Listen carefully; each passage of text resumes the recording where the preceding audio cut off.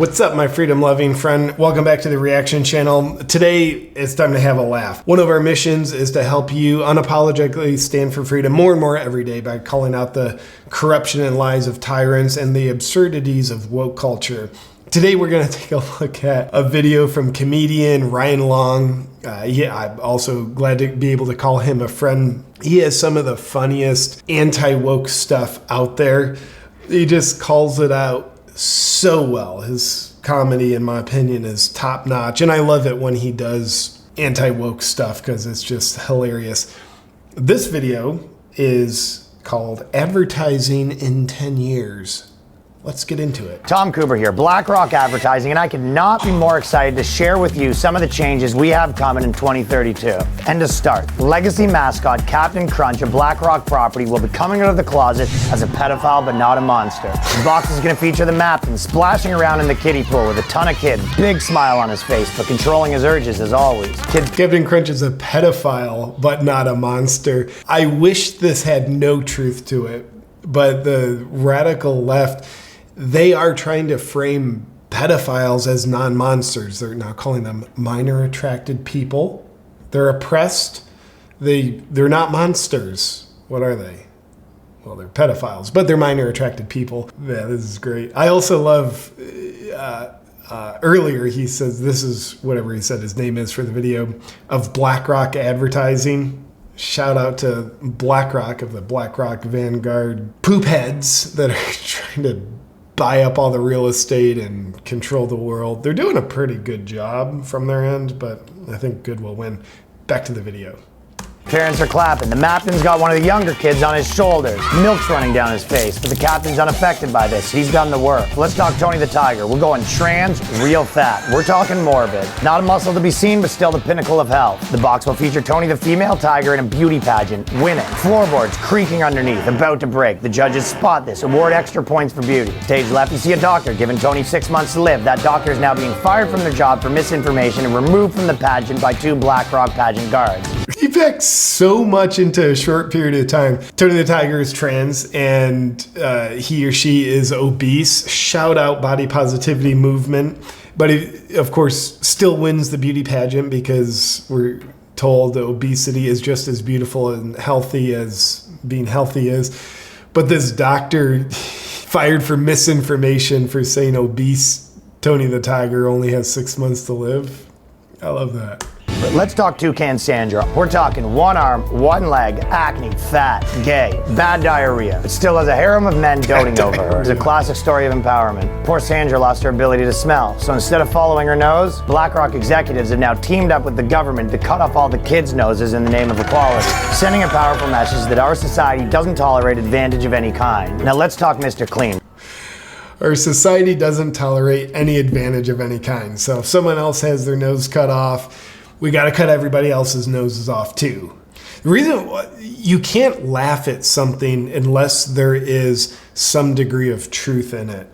And because the truth and the joke, it resonates with the truth you have inside of you. That's like it's the harmonic frequency of laughter. That has to be there. That's why very few people laugh at Saturday Night Live anymore. They might I like that show because I like what they say. But there's usually not authentic laughter because Saturday Night Live, contrary to, say, Ryan Long, they don't use the truth principle anymore. They use the narrative principle. And the narrative is not based on truth. Usually it's based on what's written as the narrative, which, spoiler alert, a lot of times is the opposite of truth. Back at it, Ryan. By BlackRock-owned Gamble, formerly Procter & Gamble, before Procter was imprisoned for Pandemic 12 misinformation. But that's all behind us because Mr. Clean is now MX Clean, and we're happy to announce that he's in a wheelchair and neurodivergent. Speaks Stephen Hawking style, if you remember that guy. Typewriter, time to clean. Still has gay orgies despite the disabilities. If you look Still has gay orgies despite the disabilities. And I love the part, he's not Mr. Clean, he's MX Clean. I think that's one of the shout out to the made up word pronoun things. At the back of the box is a list of MX Clean's favorite wheelchair accessible bathhouses. But that's not all, folks. MX Clean has, and you guessed it, dyslexia. And the words on the box will be scrambled. If he can't read them, no one can. Count Chocula, pronouns vamp self, gay necrophiliac. And there's nothing. Pronouns vamps. himself into gay necrophilia. Cool. And there's nothing wrong with that. Couple bodies on the box. He's eyeing them. Little wink to the kids. Let them know stuff's about to go down. Jolly Green Giant is now the Jolly Queer Regular. His best part, the queer regular is blind and retarded, but also the CEO of a BlackRock hedge fund, because there's nothing the queer regular can't accomplish. And lastly, M&Ms are just being replaced with a bunch of black guys. That's right, we've managed to purchase the likeness of all members of 90s R&B group Bone Thugs and Harmony. I liked Bone Thugs and Harmony. And as some of you asked at the last brainstorm, our legal team is currently working on putting them in bondage outfits. A lot of great stuff on the docket, so let's make 2032 our most viral year yet. BlackRock. Before you leave. Dude, hats off to Ryan Long on this. He captured so much wokeness in this short 2-minute, 25-second video, amplified it through comedic genius, projecting into what's advertising going to look like in 2032. To me, like, maybe the only thing inaccurate about it is, like, 2032? Will it take 10 years to get there at their current pace? Because they're already well on their way. So, man, he got so much. He got, the more oppressed you make yourself, the more empowered you are, whether it's obesity with a body positivity movement, you're dyslexic, so everybody's going to be dyslexic, scramble the words. We've got normalizing pedophilia. Man, Tony the Tiger has to be trans. It's, man, so well done. Man, I love laughing at absurdities, especially when they're calling out and amplifying the truth that is either below the surface or hiding in plain sight. Because I think we're living in a time where if we can't laugh at what's going on, take it seriously, sure, like we're in an important time in history, so we got to take it seriously. But if we can't also laugh at it simultaneously, I don't know how we keep our sanity.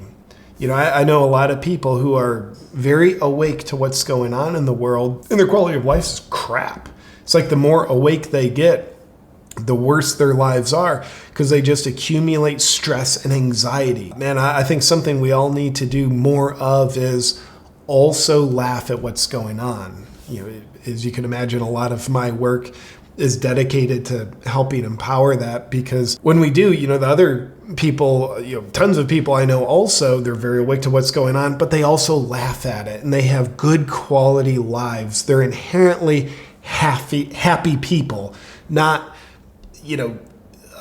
what's the word I'm looking for? Not condescending. Oh, resentful. It's not even close to condescending.